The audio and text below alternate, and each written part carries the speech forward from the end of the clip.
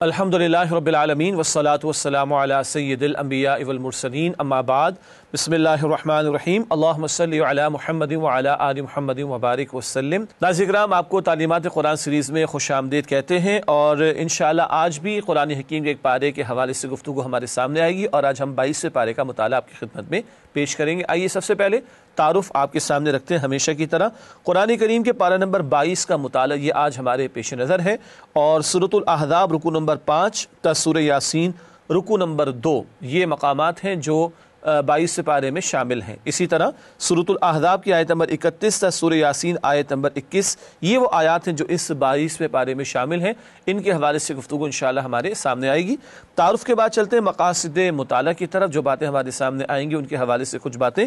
پارہ نمبر 22 کی آیات کے مضامین کا جائزہ، یہ سورت کا ایک اوور ویو ہوتا ہے جو ہمارے سامنے آتا ہے مضامین کے اعتبار سے۔ پھر منتخب آیات کا مطالعہ، کچھ آیات کا انتخاب کر کے ان کا ترجمہ اور مختصر وضاحت آپ کی خدمت میں پیش کرتے ہیں، اور ہمیشہ کی طرح آج بھی زیر مطالعہ آیات میں بیان شدہ اہم اوامر و نواہی کا ذکر ہوگا، یعنی 22 پارے کے حوالے سے جو احکامات ہیں، جو ڈوز ہیں، جو ڈونٹس ہیں، ان کا تذکرہ بھی آپ کے سامنے رکھیں گے انشاءاللہ تعالی۔ ناظرین کرام، آپ کو یاد ہوگا 21 پارے کے اختتام پر سورۃ الاحزاب کا آغاز ہوا تھا جس کی تکمیل 22 پارے میں ہوتی ہے۔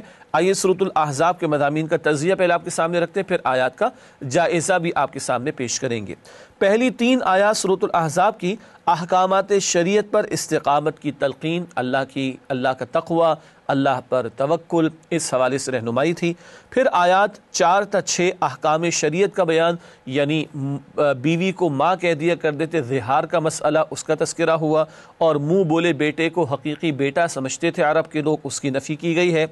پھر آیات 7 تا 8 انبیاء سے عہد اور اس کا نتیجہ، آیات 9 تا 25 غزوہ احزاب پر بھرپور تبصرہ، یہ ذکر کچھ آ چکا ہے ہمارے سامنے۔ پھر آیات 26 تا 27 غزوہ بنو قریظہ پر اجمالی تبصرہ، یہ غزوہ بنو قریظہ 5 ہجری ہی میں غزوہ احزاب کے فوراً بعد پیش آیا تھا۔ آیات 28 تا 29 دنیا پرستی کی زوردار مذمت، اس کا ذکر ہے۔ آیات 30 تا 34 خواتین کے لیے اہم ہدایات اس مقام پر عطا کی گئی ہیں، گھریلو زندگی کے تعلق سے بھی آگے چل کر انشاءاللہ ان منتخب آیات کا مطالعہ بھی کریں گے۔ پھر آیات 35 سے 36 اللہ کے محبوب بندوں اور بندیوں کے اوصاف، یہ ذکر بھی آگے آئے گا انشاءاللہ۔ پھر آیات 37 سے 49 نبی اکرم صلی اللہ علیہ وسلم اور مؤمنوں کے لیے اہم ہدایات اس مقام پر آئی ہیں۔ پھر آیات 50 سے 52 نبی اکرم صلی اللہ علیہ وسلم کے لیے رعایتی احکام، یعنی اللہ کے رسول علیہ السلام کو 4 سے زائد نکاحوں کی اجازت مثلا اللہ سبحانہ و تعالیٰ نے عطا فرمائی تھی، اس کا ذکر بھی ہے۔ آیات 53 تا 55 حکم حجاب ہے، آگے بات بھی کریں گے انشاءاللہ۔ آیات 56 تا 58 عظمت مصطفیٰ صلی اللہ علیہ وسلم کا بیان کہ اللہ بھی صلاۃ یعنی رحمت بھیجتا ہے نبی علیہ السلام پر، صلاۃ کے لغوی معنی رحمت کے بھی ہیں اور فرشتے بھی بھیجتے ہیں۔ آیت نمبر 59 چہرے کے پردے کا حکم، بعد میں تفصیلاً بات ہوگی۔ آیات 60 تا 68 گستاخان رسول صلی اللہ علیہ وسلم پر غیظ و غضب، اس کا تذکرہ ہے اللہ کی طرف سے۔ پھر آیات 69 تا 71 مؤمنوں کے لیے ہدایات عطا کی گئی ہیں، اور پھر آیات 72 تا 73 انسانوں پر ایک امانت کی ذمہ داری، اور ایک رائے ہے یہ خلافت کی ذمہ داری کی طرف بھی اشارہ ہے۔ ناظرین کرام، یہ تو تجزیہ تھا یا اوور ویو سورۃ الاحزاب کا۔ اب وہ آیات سورہ احزاب کی جو 22 پارے میں شامل ہیں، ان کا جائزہ ہر آیت میں یا چند آیات میں کیا گفتگو آ رہی ہے، اس کو ہم مختصراً سمجھتے ہیں۔ آیات 32 سے 34 خواتین کے لیے ہدایات، نامحرم سے گفتگو ہو رہی ہو تو نرم لہجہ ایسا نہ اختیار کر دیا جائے کہ کسی کے دل میں کوئی برا خیال پیدا ہو جائے، احتیاط۔ اسی طرح گھر میں قرار پکڑنے کا تذکرہ آتا ہے، آگے چل کر بات بھی کریں گے انشاءاللہ۔ آیت نمبر 35 مردوں اور خواتین کے لیے 10 پسندیدہ اوصاف، مردوں کی بھی 10 صفات کا ذکر ہے، اسی طرح عورتوں کی بھی 10 صفات کا، اہل ایمان کی عورتوں کا اللہ سبحانہ وتعالی نے ذکر فرمایا۔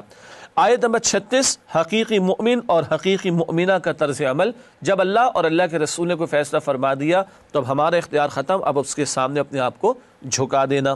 آیات 37 تا 39 منہ بولے بیٹے کی بیوی بہو نہیں ہے، کیونکہ منہ بولا بیٹا حقیقی بیٹا نہیں ہے تو اس کی بیوی کے ساتھ وہ جو بہو والے معاملات ہیں وہ اختیار نہیں ہو سکتے۔ پھر آیت نمبر 40 حضرت محمد صلی اللہ علیہ وسلم آخری نبی ہیں، ختم نبوت کا اعلان اور تذکرہ اس مقام پر۔ پھر آیات 41 سے 44 اللہ کا خوب ذکر کرو، صبح و شام اللہ کے ذکر کی تلقین۔ آیات 45 سے 46 نبی اکرم صلی اللہ علیہ وسلم کی خصوصی شان، آپ کے فرائض اور آپ کی 5 خصوصی شانوں کا تذکرہ ہے، بعد میں آیات پر بات کریں گے انشاءاللہ۔ آیات 47 سے 48 نبی اکرم صلی اللہ علیہ وسلم کا معاملہ بندوں کے ساتھ آپ کے رویوں کے تعلق سے گفتگو ہے۔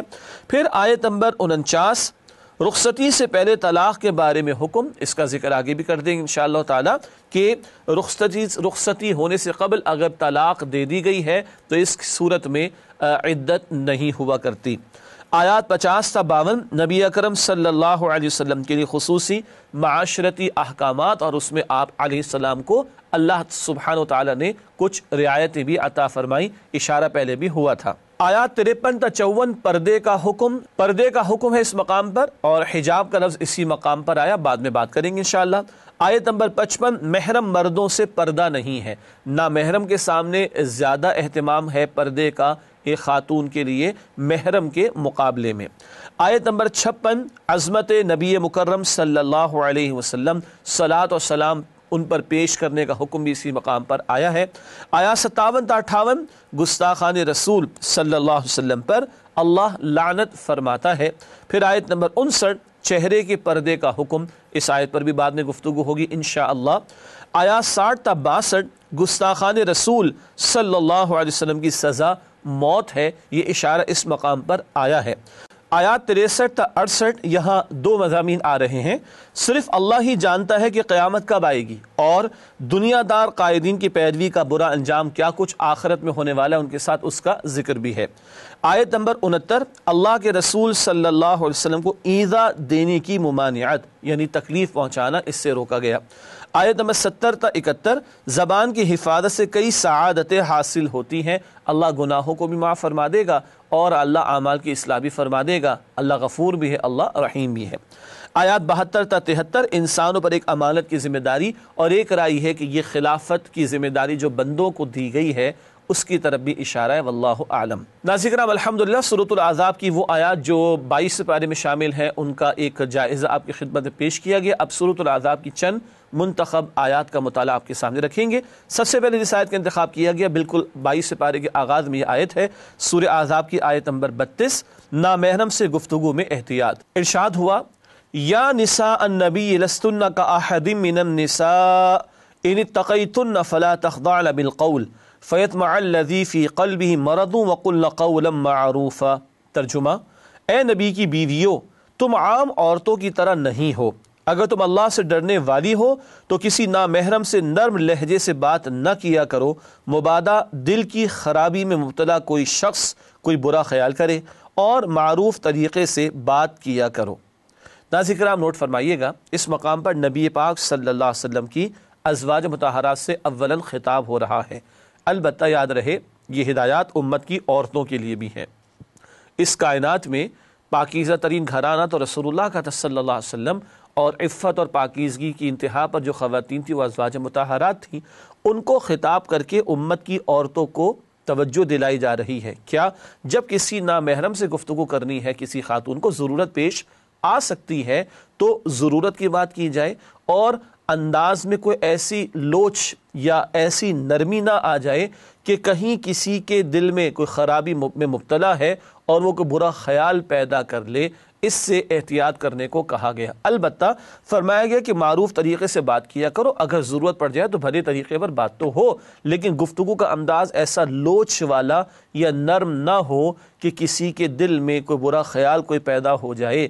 یہ امت کی خواتین کے لیے رہنمائی نبی مکرم علیہ السلام کے گھرانے سے آ رہی ہے۔ ایک اور نقطہ یاد رکھنا چاہیے، رسول اللہ علیہ السلام کا اسوہ بہترین ہے، مشہور آیت ہم پڑھ چکے الاحزاب کی آیت نمبر 21، لیکن رسول اکرم علیہ السلام مرد تھے، امت کی عورتوں کے لیے اسوہ حسنہ کی تکمیل ازواج مطہرات کے ذریعے ہوتی ہے، اور ان کا تذکرہ فرما کر، ان سے خطاب فرما کر امت کی عورتوں کو تعلیم دی جا رہی، جیسے کئی مرتبہ قرآن میں نبی اکرم علیہ السلام سے خطاب ہوتا ہے اور امت کو تعلیم ہوتی ہے، یہاں خطاب نبی علیہ السلام کے ازواج مطہرات سے اولاً اور امت کی عورتوں کو تعلیم دی جا رہی ہے۔ اگلی آیت کی طرف چلتے ہیں۔ اگلی آیت الاحزاب کی آیت نمبر 33 عورتوں کا اصل دائرہ کار۔ ارشاد ہوا وَقَرْنَ فِي بُيُوتِكُنَّ وَلَا تَبَرَّجْنَ تَبَرُّجَ الْجَاهِلِيَّةِ الْأُولَى۔ ترجمہ، اور اپنے گھروں میں وقار کے ساتھ رہو اور پہلی جاہلیت کی طرح سج دھج نہ دکھاتی پھرو۔ یہ آیت نمبر 33 کے ایک حصے کا ترجمہ ہے۔ عورت کے اصل مقام کا ذکر ہے، اس کا اصل مقام اس کا گھر ہے۔ ہاں ضرورت ہوگی، ضرورت پیش بھی آتی ہے، وہ ضرورت کے تحت گھر سے باہر بھی جا سکتی ہے، حجاب کا لحاظ رکھنا ہوگا، اس پر ہم بعد میں بات کریں گے، لیکن اصلاً اولاً اہم ترین ذمہ داری عورت کی گھر پر ہے۔ اور حدیث میں بھی کہ عورت اپنے رب کے زیادہ قریب اس وقت ہوتی ہے جب وہ گھر میں ہوا کرتی ہے۔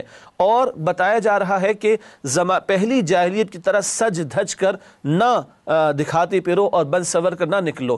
پہلی جاہلیت کہا ہے تو علماء نے لکھا کہ کوئی دوسری جاہلیت بھی آنے والی ہوگی، اور وہ آج کا دور ہے کہ عورت کو بالکل نمایاں کر کے باہر لا کر کھڑا کر دیا گیا۔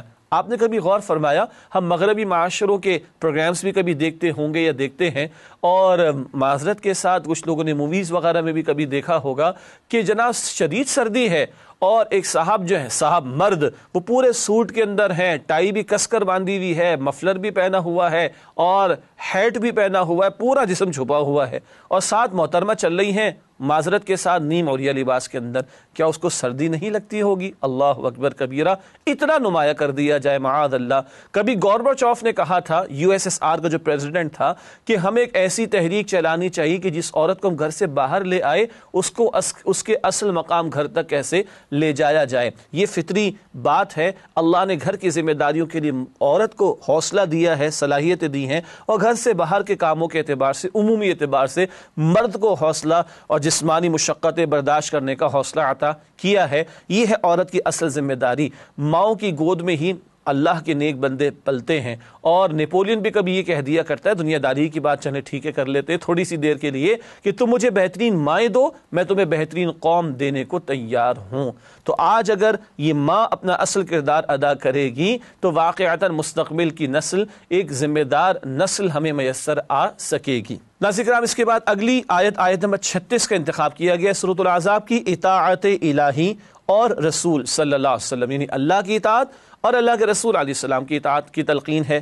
فرمایا وَمَا كَانَ لِمُؤْمِنٍ وَلَا مُؤْمِنَةٍ إِذَا قَضَى اللَّهُ وَرَسُولُهُ أَمْرًا أَن يَكُونَ لَهُمُ الْخِيَرَةُ مِنْ أَمْرِهِمْ وَمَن يَعْصِ اللَّهَ وَرَسُولَهُ فَقَدْ ضَلَّ ضَلَالًا مُبِينًا۔ ترجمہ، اور کسی مومن مرد اور مومن عورت کو حق نہیں ہے کہ جب اللہ اور اس کا رسول کوئی فیصلہ فرما دیں تو وہ اس کام میں اپنا بھی کچھ اختیار سمجھیں، اور جو کوئی اللہ اور اس کے رسول کی نافرمانی کرے تو وہ واضح گمراہی میں پڑ گیا۔ یعنی اللہ نے حکم دے دیا، اللہ کے رسول علیہ السلام نے حکم دے دیا تو مومن کا اختیار تو ختم ہو گیا۔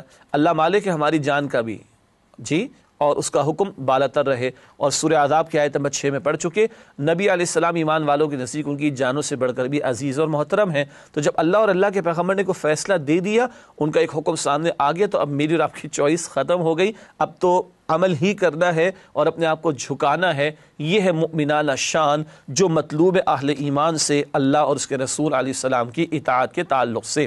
اگلی آیت نمبر ہے 53، حجاب کا حکم۔ جی ہاں، حجاب کا حکم۔ بہت سے لوگ ہیں جو کہتے ہیں کہ قرآن میں حجاب کا ذکر نہیں ہے، لگتا ہے کہ ان کی عقلوں پر شاید پردہ پڑ چکا ہے یا آنکھیں شاید دیکھ نہیں پاتی، خود حجاب کا لفظ اس آیت میں آ رہا ہے۔ ارشاد ہوا اذا سألتموهن متاعا فاسألوهن من وراء حجاب۔ ناظرین کرام غور کیجئے گا، یہاں وقف کیا جا رہا ہے اور لفظ حجاب ہی بن رہا ہے، غور کیجئے گا۔ اذا سألتموهن متاعا فاسألوهن من وراء حجاب ذلكم اطہر لقلوبكم وقلوبهم۔ ترجمہ، اور جب تم نبی کی بیویوں سے کوئی چیز طلب کرو تو پردے کے پیچھے سے طلب کرو، یہی تمہارے اور ان کے دلوں کے لیے سب سے زیادہ پاکیزگی کی بات ہے۔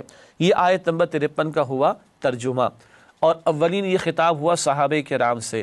انبیاء کے بعد مقدس ترین جماعت صحابہ کرام کی، ان کو حکم ہے نبی پاک علیہ السلام کی ازواج مطہرات سے کچھ پوچھنا ہو یا سوال کرنا ہو، کچھ مانگنا ہو تو پردے کے حجاب کے پیچھے سے مانگنا۔ پاکیزہ ترین ہستیاں صحابہ کرام کی اور پاکیزہ ترین خواتین ازواج مطہرات، اور قرآن کہہ رہا ہے یہ تمہارے دلوں کے لیے اور ان کے دلوں کے لیے پاکیزہ بات ہے۔ سبحان اللہ، مجھے اور آپ کو اور آج امت کے افراد کو کس قدر عفت کی، پاکیزگی کی اور احتیاط کی ضرورت ہے۔ اندازہ کیا جا سکتا ہے۔ یہ حجاب کے بارے میں ایک حکم آیا ہے۔ اور آگے چلتے ہیں، اگلی آیت کا انتخاب کیا گیا ہے اور وہ آیت نمبر ہے 56، نبی کریم صلی اللہ علیہ وسلم پر درود و سلام کا حکم۔ ارشاد ہو رہا ہے اس مقام پر، ان اللہ وملائکتہ یصلون علی النبی یا ایھا الذین آمنوا صلوا علیہ وسلموا تسلیما۔ ترجمہ، بے شک اللہ اور اس کے فرشتے نبی صلی اللہ علیہ وآلہ وسلم پر درود بھیجتے ہیں، اے ایمان والو تم بھی ان پر درود اور سلام بھیجا کرو جیسا کہ سلام بھیجنے کا حق ہے۔ یہ آیت نمبر 56 کا ترجمہ ہوا، مشہور آیت ہے۔ اللہ صلاۃ کا لفظ، ویسے تو اقیم الصلاۃ نماز قائم کرو، لیکن صلاۃ کی لغوی لٹرل میننگ ہے رحمت۔ اللہ رحمت نازل فرماتا ہے نبی علیہ السلام پر، فرشتے رحمتوں کے نزول کی دعا کرتے، ایمان والے تم بھی رحمت کی دعا کرو نبی علیہ السلام کے لیے اور سلام بھیجو۔ اللہ مجھے اور آپ کو توفیق عطا فرمائے۔ جمعے کے دن کثرت سے درود پیش کرنے کا، بھیجنے کا حکم دیا نبی اکرم صلی اللہ علیہ وسلم نے، عمومی انداز سے بھی زیادہ سے زیادہ اس کا اہتمام کرنا چاہیے۔ حدیث سے ذکر آتا ہے تم ایک مرتبہ مجھ پر درود بھیج تو اللہ تم پر 10 مرتبہ رحمت نازل فرمائے گا۔ دعا کی قبولیت کے لیے بھی اس کے شروع میں اور آخر میں درود شریف کے اہتمام کی تلقین کی گئی، اور ایک صحابی کو اللہ کے پیغمبر علیہ السلام نے یہاں تک فرمایا کہ تم دعا میں صرف درود ہی پڑھتے رہو تو اللہ تمہارے لیے کافی ہو جائے گا، تمہاری دعاؤں کو قبول فرما لے گا۔ اور ناظرین کرام، اللہ کے بعد ہم پر سب سے بڑے احسانات نبی اکرم صلی اللہ علیہ وسلم کے ہیں، اور ہمارے پاس سے کچھ نہیں کہ ہم پیش کر سکیں سوائے اس کے کہ وہ اللہ جس سے نبی مکرم علیہ السلام کو بھی پیدا فرمایا، اسی اللہ سے التجا کریں، اللہ تو ہی رحمت نازل فرما اپنے حبیب پر صلی اللہ علیہ وسلم، اور تو ہی سلامتی نازل فرما اور برکت عطا فرما اپنے حبیب مکرم صلی اللہ علیہ وآلہ وسلم کو۔ اس کے بعد اگلی آیت ہے آیت نمبر 59، یہاں بھی حجاب کا حکم، اس کا تذکرہ آ رہا ہے۔ آئیے مطالعہ کرتے ہیں۔ ارشاد ہوا، یا ایھا النبی قل لازواجک وبناتک ونساء المؤمنین یدنین علیہن من جلابیبہن ذلک ادنی ان یعرفن فلا یؤذین وکان اللہ غفورا رحیما۔ ترجمہ، اے نبی صلی اللہ علیہ وآلہ وسلم اپنی بیویوں اور بیٹیوں اور مسلمانوں کی عورتوں سے کہہ دیجئے کہ وہ باہر نکلا کریں تو اپنے اوپر سے چادروں کا پلو لٹکا لیا کریں، یہ زیادہ مناسب ہے تاکہ وہ پہچان لی جائیں اور انہیں ستایا نہ جائے، اور اللہ بخشنے والا مہربان ہے۔ یہ آیت بھی پردے کے حکم کے حوالے سے بڑی قیمتی ہے۔ ناظرین کرام، آپ کو یاد ہوگا سورہ نور آیت 31 میں خمرہن، خمر کا لفظ تھا چادر، اور یہ وہ چادر ہے کہ جو گھر میں خاتون استعمال کرے گی، بڑا دوپٹہ یا مناسب چادر جسے کہا جا سکتا ہے۔ محرم کے سامنے آئے خاتون تو چہرہ کھلا رکھ سکتی ہے، ہاتھ اور پیر کے پنجے کھلے رکھ سکتی ہے، لیکن باپ بھی سامنے آ جائے، بیٹا جو کہ محرم ہے سر کو ڈھانپے اور اپنی اس چادر کو، دوپٹے کو اپنے سینے پر ڈالے، کفایت کر جائے گا۔ لیکن جب نامحرم سامنے آ جائے یا گھر سے باہر نکلنا ہو تو لازمی سی بات ہے کہ محرم کے مقابلے میں نامحرم سے زیادہ احتیاط کرنی ہے، زیادہ پردے کا اہتمام کرنا ہے، اس کا بیان اس مقام پر آ رہا ہے۔ بعض لوگوں کا خیال ہے پردے کے احکامات نبی صلی اللہ علیہ وسلم کی بیویوں کے لیے فقط ہے۔ عجیب بات ہے، یہ آیت تو کہہ رہی اے نبی اپنی بیویوں سے کہہ دیجئے اور اپنی بیٹیوں سے کہہ دیجئے اور ایمان والوں کی عورتوں سے کہہ دیجئے۔ یہاں سے یہ بھی پتہ چلا کہ رسول اللہ علیہ السلام کی ایک سے زائد بیٹیاں تھیں۔ بعض لوگوں کو گمان ہے کہ رسول اللہ کی ایک ہی بیٹی تھی، یہ بات درست نہیں ہے۔ بنات کا لفظ ہے، جمع کا صیغہ ہے، پلورل کی بات آ رہی ہے، اور عربک میں جمع کا صیغہ کم از کم 3 کے لیے آتا ہے۔ ویسے آپ اور میں جانتے ہیں کہ رسول اللہ علیہ السلام کی 4 بیٹیاں تھیں، Bibi Fatima, Bibi Zainab, Bibi Ruqayya اور ام کلثوم رضی اللہ تعالی عنہن اجمعین۔ تو اپنی بیویوں سے کہہ دیجئے، بیٹیوں سے کہہ دیجئے، اور ایمان والوں کی عورتوں سے۔ ایمان والوں کی عورتوں کو بھی حکم دیا جا رہا ہے۔ کچھ لوگوں کا خیال ہے کہ اسے پردے کا حکم اب نبی علیہ السلام کی بیویوں کے لیے، یہ بات بھی درست نہیں ہے، قرآن میں صاف بات لکھی ہوئی ہے۔ مزید فرمایا کہ یدنین علیہن من جلابیبہن، جلابیب جلباب کی جمع ہے، بڑی چادر۔ حضرت عبداللہ بن عباس رضی اللہ تعالی عنہ صحابہ کرام میں امام تفسیر کے، انہوں نے اس کا ڈیمونسٹریشن کر کے دکھایا اپنے شاگردوں کو، اور ایک بڑی چادر لے کے پورا جسم چھپا کر دکھایا، چہرہ بھی چھپایا۔ ایک رائے کے مطابق ایک آنکھ اور ایک رائے کے مطابق دونوں آنکھوں کو کھلا رکھا، باقی بتایا کہ پورا جسم چھپانا یہ ہے جو بڑی چادر جس سے مقصد پورا ہوگا۔ آج اس کو کوئی خاتون ہماری بہن حجاب کے لیے وہ عبایا استعمال کرے، برقع استعمال کرے، کوٹ استعمال کرے، بڑی چادر استعمال کرے، مگر اس میں چہرے کو بھی چھپانا ہے۔ یدنین علیہن من جلابیبہن، اپنے اوپر سے چادروں کا پلو لٹکا لیا کرے۔ وہ کیا ہے؟ وہ یہ ہے جس طرح پہلے دلہن کا گھونگٹ ہوا کرتا تھا تو ختم ہی ہو چکا ہے، یہ اوپر سے لٹکانا۔ ظاہر بات ہے کسی خاتون کا اوپر یہ بازوؤں سے شروع تو نہیں ہوتا، سر سے شروع ہوگا نا، تو اوپر سے لٹکانے کا مطلب یہ چہرے کو بھی چھپایا جائے گا، اور ظاہری بات ہے بقول سید ابو الاعلیٰ مودودی رحمۃ اللہ علیہ کے، ایک گھر ہو، اس کی کھڑکیوں کو، دروازوں کو، کونے خدروں کو سب کو آپ بند کر دیں اور مین گیٹ کھلا چھوڑ دیں، تو کیا گھر کی حفاظت ہوگی؟ قطعاً نہیں۔ عورت کے وجود میں سب سے زیادہ شے جو اٹریکشن کا باعث ہے کسی مرد کے لیے اس کا چہرہ ہے، تو لا محالہ اس کو بھی چھپانے کی تلقین ہے۔ یہ امت کی عظیم اکثریت اور علماء کی عظیم اکثریت اور مفسرین کی عظیم اکثریت کی رائے ہے۔ اللہ ہماری بیٹیوں اور بہنوں کو فاطمہ الزہرا کی حیا اختیار کرنے اور ان کا لباس اختیار کرنے، عائشہ صدیقہ رضی اللہ تعالی عنہا کی حیا اختیار کرنے اور ان کا لباس اختیار کرنے کی توفیق عطا فرمائے۔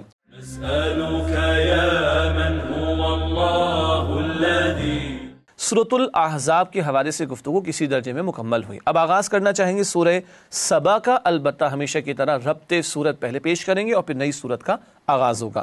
سورۃ الاحزاب کے بعد سورہ سبا کا آغاز ہوا چاہتا ہے۔ آئیے ان دونوں کے درمیان جو ربط سورت ہے اس کے حوالے سے دو باتیں سمجھتے ہیں۔ پہلی بات، سورۃ الاحزاب میں نبی کریم صلی اللہ علیہ وسلم کے خاتم النبیین ہونے کا ذکر تھا، سورہ سبا میں آپ کے بشیر و نذیر ہونے کا بیان ہے۔ وہاں آپ کی ختم نبوت کی طرف ذکر ہے، اشارہ ہے، تو یہاں آپ کے بشیر اور نذیر ہونے والی ذمہ داری کو اللہ سبحانہ وتعالی نے نمایاں فرمایا آیت نمبر 28 میں۔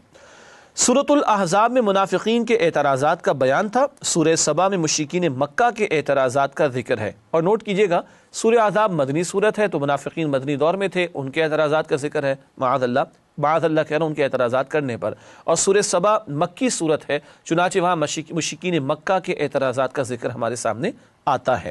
ناظرین کرام، بات کو آگے بڑھاتے ہیں اور سورہ سبا کے مضامین کا تجزیہ آپ کے سامنے رکھتے ہیں ایک اوور ویو کے طور پر۔ پہلی 9 آیات عظمت و قدرت باری تعالی، مکی صورت ہے، توحید کے دلائل کا ذکر ہو رہا ہے۔ پھر آیات 10 تا 14 حضرت داؤد علیہ السلام اور حضرت سلیمان علیہ السلام پر عنایات باری تعالی، یہ دونوں اللہ کے پیغمبر ہیں، اللہ نے ان کو بڑی بادشاہتیں بھی عطا فرمائی اور بھی انعامات سے نوازا۔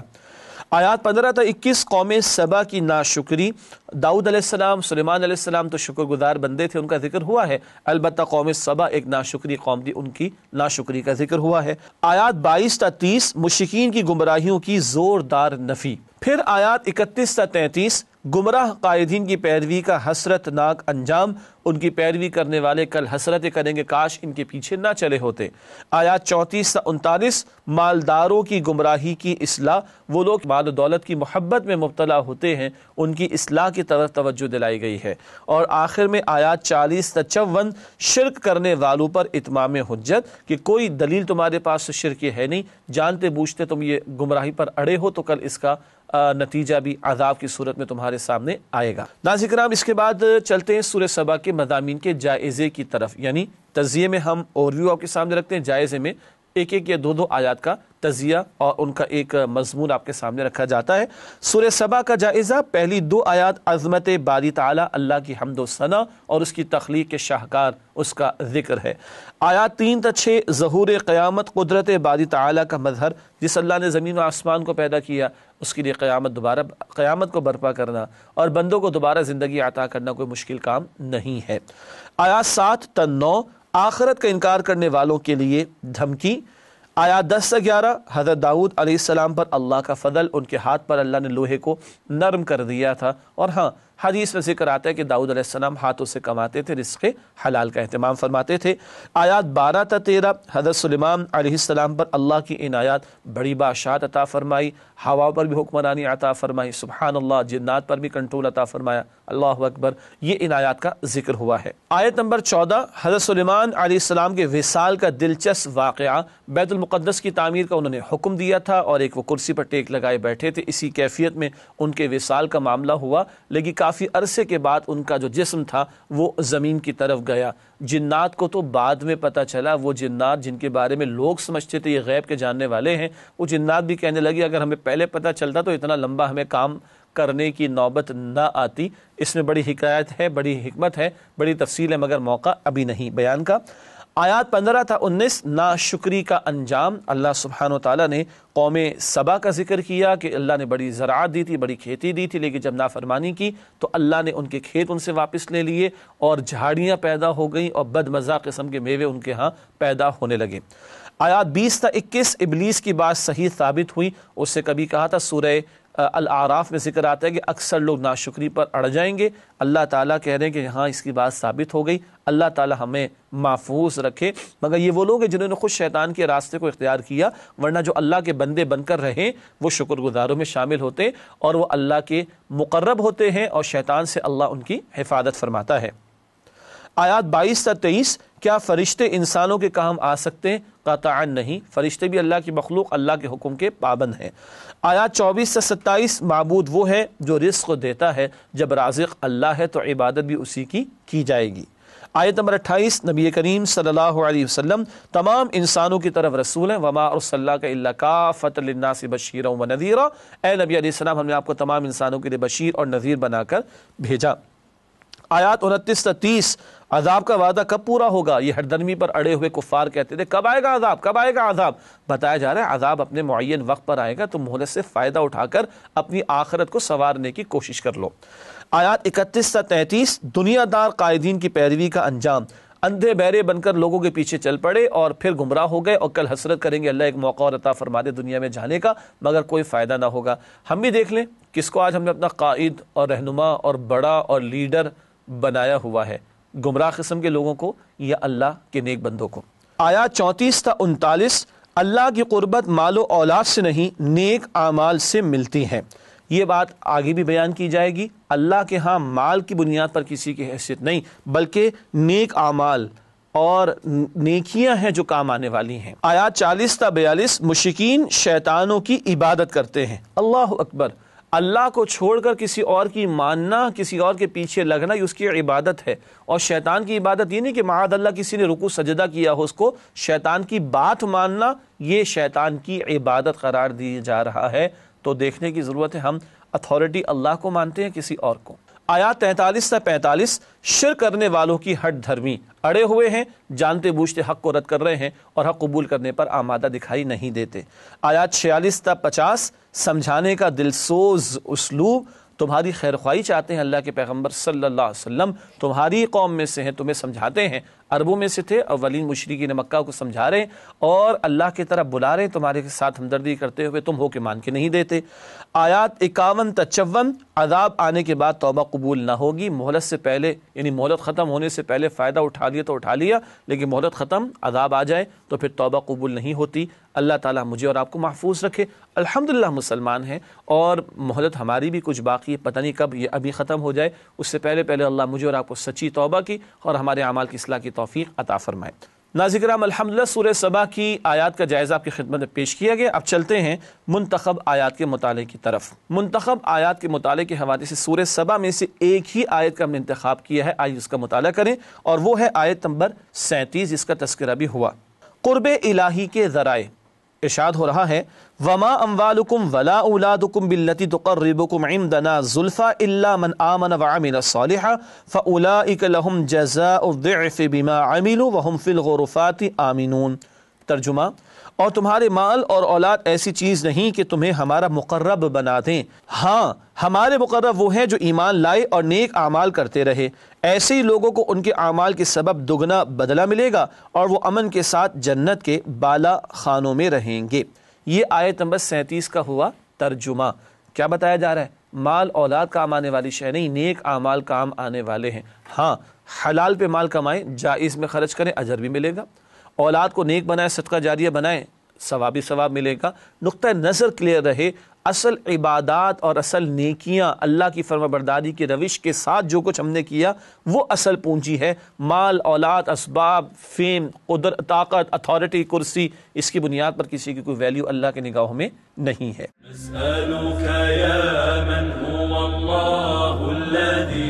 ناظرین کرام، الحمدللہ سورہ سبا کی ایک منتخب آیت کا مطالعہ آپ کے سامنے پیش کیا گیا. ناظرین کرام، اس کے بعد سورہ فاطر کا آغاز کرتے ہیں. پہلے اس کے مضامین کا تجزیہ ایک اوور ویو کی صورت میں. پہلی 26 آیات عظمت و قدرت باری تعالیٰ اور نبی اکرم صلی اللہ علیہ وسلم کی دل جوئی. اللہ تعالیٰ کے رسول کی دل جوئی کس تعلق سے؟ مشرکین مخالفت کر رہے ہیں، حق کا انکار کر رہے ہیں، رائے حق میں روڑے اٹکانے کی کوششیں کر رہے ہیں. اللہ نبی اکرم علیہ السلام اور آپ کے ذریعہ اہل ایمان کو تسلی عطا فرما رہے ہیں. آیات 27 سے 31. اللہ کے مادی اور روحانی احسانات، جسم کی حاجات کو پورا کرنے کے لیے بھی اس نے زمین و آسمان کو سجایا، اور بندوں کی روحانی حاجات کو پورا کرنے کے لیے پیغمبروں کا سلسلہ بھی قائم کیا اور ہدایت کا سامان بھی کیا۔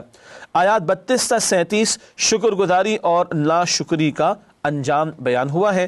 آیات 38 تا 45 پھر عظمت و قدرت باری تعالیٰ کا ذکر ہوا۔ مکی صورتوں میں بار بار توحید باری تعالیٰ کے دلائل پیش کیے جاتے ہیں۔ ناظرین کرام، سورہ فاطر کے مضامین کا تجزیہ یعنی ایک اوور ویو آپ کے سامنے پیش کیا گیا۔ آئیے ناظرین کرام اب سورہ فاطر کی آیات کا جائزہ یعنی کیا کیا ٹاپکس آ رہے ہیں آیت با آیت اس پر بات کرتے ہیں۔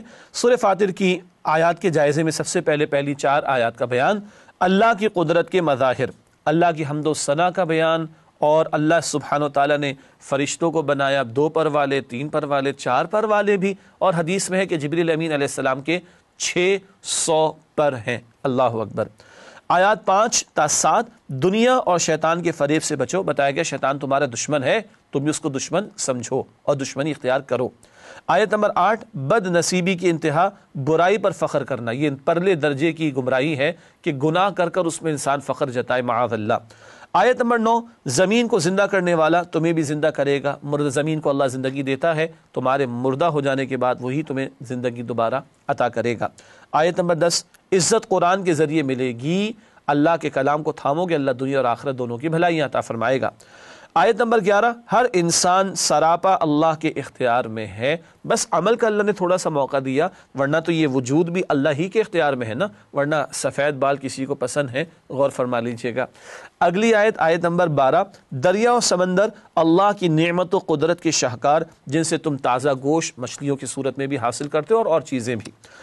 آیات 13 تا 14 خود ساختہ معبودوں کی بے بسی، یہ بیچارے کچھ پیدا بھی نہیں کر سکتے، ان کو تم نے معبود بنائے تو خود بنائے گئے ہیں، اور جو بنایا گیا ہو وہ مخلوق، اور جو مخلوق ہے وہ خالق نہیں، اور جو خالق نہیں وہ معبود نہیں ہو سکتا۔ آیات 15 تا 18 اللہ غنی اور ہم فقیر ہیں، سبحان اللہ۔ اللہ فرماتے ہیں انسانوں تم سب کے سب فقیر ہو، کس کے؟ اللہ کے، اور اللہ کیا ہے؟ غنی، اللہ بے نیاز۔ آیات 19 سے 26 بے ضمیر انسان در حقیقت اندھا اور بہرا ہے، جو اپنی فطرت کی پکار پر لبیک نہیں کہتا، توحید کے دلائل فطرت میں موجود ہیں، ودیع شدہ بلٹن ہے، توجہ نہیں کرتا، وہ گویا کہ پھر اندھا اور بہرا ہی ہو چکا ہے۔ آیات 27 سے 28 اللہ کی قدرت کا حسین کرشمہ، کائنات کی رنگا رنگی، زمین میں دیکھو، پہاڑوں کو دیکھو، سرخ رنگ کے بھی ہیں، سفید رنگ کے بھی ہیں، اور کالے رنگ کے بھی ہیں، رنگا رنگی ہے اللہ کی اس کائنات اور تخلیق میں۔ آیات 29 تا 30 ایسی تجارت جس میں نقصان ہے ہی نہیں، جو اللہ کی کتاب کو تھامیں، نماز قائم کریں، اللہ کی راہ میں مال خرچ کریں، ایسی تجارت کرنے والے ہیں کہ جو تجارت کبھی ختم نہیں ہوگی، آخرت کی کامیابی۔ آیات 31 تا 32 قرآن حکیم کے حوالے سے 3 کردار، کچھ آگے بڑھ کر تھامیں گے، کچھ ملا جلا رجحان، کچھ پیچھے رہ جائیں گے۔ اللہ ہمیں آگے بڑھ کر قرآن کو تھامنے اور اس کے تقاضوں اور حقوق کو ادا کرنے کی توفیق عطا فرمائے۔ آیات 33 سے 35 نیکیوں میں سبقت کرنے والوں کا انجام ہمیشہ کی زندگی اور جنت کی ہمیشہ کی نعمتیں ان کو عطا ہوں گی۔ آیات 36 سے 37 نافرمانوں کا حسرت ناک انجام، تمنا کریں گے دنیا میں جانے کا دوبارہ موقع مل جائے، کافر، مجرمین، گناہگار، لیکن چانس ایک ہی دفعہ اللہ نے دنیا میں دیا۔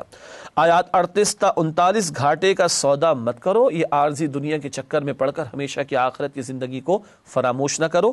آیات 40 تا 41 خود ساختہ معبودوں نے کیا تخلیق کیا ہے، زمین میں، آسمان میں، کوئی ذرہ برابر بھی شے انہوں نے پیدا کی ہے تو کیوں ان کو معبود بنائے بیٹھے ہو، مشرکین سے سوال۔ آیات 42 سے 43 مشرکین مکہ کی محرومی، کتنا پیارا کلام ان کی زبان میں آیا، انہی میں سے رسالت مآب علیہ السلام تشریف لائے، مگر یہ ہٹ دھرمی پر اڑ کر انکار کر رہے ہیں حق کا۔ اور آخر میں آیات 44 تا 45 اللہ کو کوئی عاجز نہیں کر سکتا، اللہ کی کتاب، اس کے احکامات کو، اللہ کے دین کو کوئی ہرا نہیں سکتا، اللہ کو عاجز نہیں کر سکتا، یعنی اس کے احکامات کو ناکام نہیں کر سکتا۔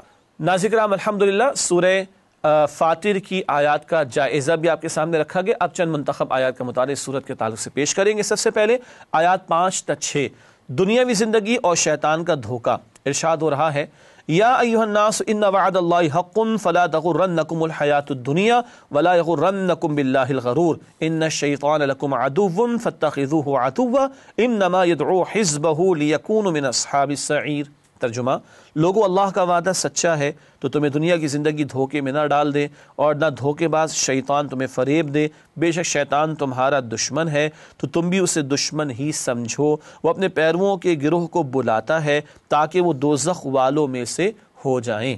یہ آیت نمبر 5 اور 6 کا ترجمہ سورہ فاطر کے تعلق سے۔ پہلی بات، یہ دنیا کی زندگی کے دھوکے میں نہ پڑ جانا، یہ پانی کا بلبلہ ہے، موت آئے گی تب تم جاگو گے، اصل زندگی آخرت کی ہے۔ اور بہت بڑا دھوکے باز شیطان اسی دنیا کے چکر میں پھنسا کر آخرت سے تمہیں دور نہ کر دے۔ اور یاد رکھنا، وہ دشمن ہے، تم اس کو دشمن سمجھو۔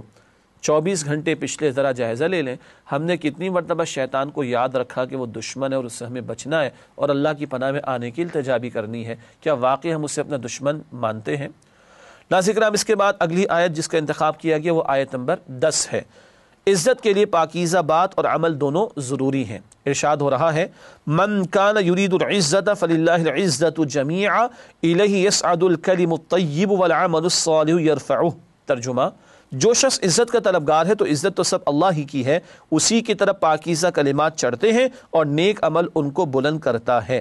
دو باتیں ہیں، نظریہ بھی نیک ہو، اچھا ہو، ہم ایمان کہیں، اور اعمال بھی اچھے ہوں، تو پھر اللہ کے ہاں قبولیت کا معاملہ بھی بنے گا۔ ایمان بھی ضروری، نیک بات بھی ضروری، اور عمل بھی ضروری، عمل صالح بھی ضروری ہے اللہ کے ہاں عزت پانے کے لیے۔ اس کے بعد اگلی آیت جس کا انتخاب کیا گیا آیت نمبر 18، کوئی کسی کا بوجھ نہ اٹھائے گا۔ ارشاد ہوا، وَلَا تَزِرُ وَازِرَةٌ وِزْرَ أُخْرَىٰ وَإِن تَدْعُ مُثْقَلَةٌ إِلَىٰ حِمْلِهَا لَا يُحْمَلْ مِنْهُ شَيْءٌ وَلَوْ كَانَ ذَا قُرْبَىٰ۔ ترجمہ، اور کوئی بوجھ اٹھانے والا دوسرے کا بوجھ نہیں اٹھائے گا، اور کوئی بوجھ میں دبا ہوا اپنا بوجھ بٹانے کے لیے کسی کو بلائے گا تو وہ اس میں سے کچھ بھی نہ اٹھائے گا، اگرچہ رشتہ دار ہی ہو۔ ہر ایک نے اپنا بوجھ خود اٹھانا ہے۔ باپ روٹی کھائے، بیٹے کی بھوک نہیں مٹتی، بیٹا کڑوی دوا پی لے تو باپ کو شفا نہیں ملتی اگر وہ بیمار ہو۔ ہر ایک اپنا جواب خود دے گا۔ اللہ ہم سب کے حساب کو آسان فرمائے۔ اگلی آیت جس کا انتخاب کیا کہ ناظرین کرام سورہ فاطر کی آیت نمبر 29، دائمی تجارت۔ ارشاد ہوا، ان الذین یتلون کتاب اللہ واقاموا الصلاۃ وانفقوا مما رزقناہم سرا وعلانیۃ یرجون تجارۃ لن تبور۔ ترجمہ، جو لوگ کتاب اللہ کی تلاوت کرتے ہیں اور نماز قائم کرتے ہیں اور جو کچھ ہم نے ان کو دیا ہے اس میں سے پوشیدہ اور ظاہر خرچ کرتے ہیں، وہ ایسی تجارت کے امیدوار ہیں جو کبھی خسارے میں نہ ہوگی۔ یہ تو آخرت والی تجارت، ہمیشہ کے فائدے کی بات ہو رہی تو اس میں خسارہ کیسے ہو سکتا ہے؟ ناظرین کرام، اس کے بعد سورہ یاسین کا آغاز ہوتا ہے 22 پارے کے اختتام پر۔ آیات 1 تا 32 دو رکوع ہیں ایمان بالرسالت پر، آیات 33 تا 50 ایک رکوع ہے توحید باری تعالیٰ کے موضوع پر، اور آیات 51 تا 83 پھر دو رکوع ہیں ایمان بالآخرت کے حوالے سے۔ گویا یہ تینوں ایمانیات کا بیان سورہ یاسین میں ہمارے سامنے آتا ہے۔ اس کے بعد ناظرین کرام سورہ یاسین کی آیات کا جائزہ، یعنی وہ آیات جو 22 پارے میں سورہ یاسین کی شامل ہے، ان کا ایک جائزہ آپ کے سامنے رکھیں گے۔ پہلی 6 آیات، حکمت بھرا قرآن آپ صلی اللہ علیہ وسلم کی رسالت پر گواہ ہے، قسم کھا کر اللہ نے آپ صلی اللہ علیہ وسلم کی رسالت کی گواہی دی ہے۔ آیات 7 تا 10 مشرکین مکہ ایمان نہیں لائیں گے، جانتے بوجھتے اڑے ہوئے ہیں، اس کا ذکر ہے۔ آیات 11 تا 12 ہدایت کسے ملتی ہے؟ جس کے دل میں طلب اور تڑپ ہو، جو اللہ سے ڈرتا ہو بن دیکھے۔ آیات 13 تا 19 ماضی کی سبق آموز داستان، پچھلی امت کا ایک واقعہ بیان ہوا ہے۔ آیات 20 تا 25 ایک مرد مومن کا اعلان حق، دو رسولوں کا انکار جب لوگوں نے کیا تو ایک بندہ مومن جو ایمان لا چکا تھا وہ ان کی حمایت میں کھڑا ہوا اور قوم کو سمجھانے لگا۔ آیات 26 تا 29 شہید براہ راست جنت میں جاتا ہے، اس بندہ مومن کو قتل یعنی شہید کر دیا گیا تھا، یہ بات 23 پارے کے آغاز پر ہے۔ اور آیات 30 تا 32 افسوس ہے انسانوں کی اکثریت پر، پیغمبر آتے رہے سمجھاتے رہے مگر انہوں نے مان کر نہ دی۔ ناظرین کرام، اس کے بعد ایک ہی آیت کا ہم نے انتخاب کیا مطالعہ جو ہم آپ کے سامنے رکھتے ہیں منتخب آیات کا، اور وہ آیت نمبر 12 ہے سورہ یاسین کی۔ آئیے اس کا مطالعہ کرتے ہیں۔ اعمال اور ان کے اثرات بھی لکھے جاتے ہیں۔ ارشاد ہو رہا ہے، اِنَّا نَحْنُ نُحْيِي الْمَوْتَى وَنَكْتُبُ مَا قَدَّمُوا وَآثَارَهُمْ وَكُلَّ شَيْءٍ أَحْصَيْنَاهُ فِي إِمَامٍ مُبِينٍ۔ ترجمہ، بے شک ہم مردوں کو زندہ کریں گے اور ہم لکھ لیتے ہیں جو کچھ وہ اعمال آگے بھیجتے ہیں اور جو وہ پیچھے چھوڑ جاتے ہیں، اور ہم نے ہر چیز کو ایک واضح کتاب میں لکھ رکھا ہے۔ اعمال بھی لکھے جا رہے ہیں، ان کے اثرات بھی۔ صدقہ جاریہ ہوتا ہے، بعد میں بھی اجر ملتا ہے۔ اللہ معاف رکھے، کوئی گناہ جاریہ بھی ہو سکتا ہے، وہ بھی لکھا جاتا ہے۔ اللہ ہمیں گناہوں سے، گناہ جاریہ سے بچائے اور ہمیں نیکیوں اور صدقہ جاریہ کی توفیق عطا فرمائے۔ ناظرین کرام، پروگرام کے آخر میں ہمیشہ کی طرح ایک فرمان نبوی صلی اللہ علیہ وسلم پیش خدمت ہے۔ جو لوگ اللہ کے گھروں میں سے کسی گھر میں اللہ کی کتاب کی تلاوت کرتے اور اس کی تعلیم میں مصروف ہوتے ہیں، ان پر سکینہ نازل ہوتی ہے اور رحمت انہیں ڈھانپ لیتی ہے، اور فرشتے انہیں گھیر لیتے ہیں اور اللہ تعالیٰ ان کا ذکر اپنے پاس موجود فرشتوں کی محفل میں کرتے ہیں۔ صحیح مسلم کی یہ روایت ہے۔ ناظرین کرام، اسی کے ساتھ پروگرام کا وقت ہوا مکمل اور آپ سے چاہیں گے اجازت۔ وآخر دعوانا الحمدللہ رب العالمین، والسلام علیکم ورحمۃ اللہ وبرکاتہ۔ نسألك يا من هو الله الذي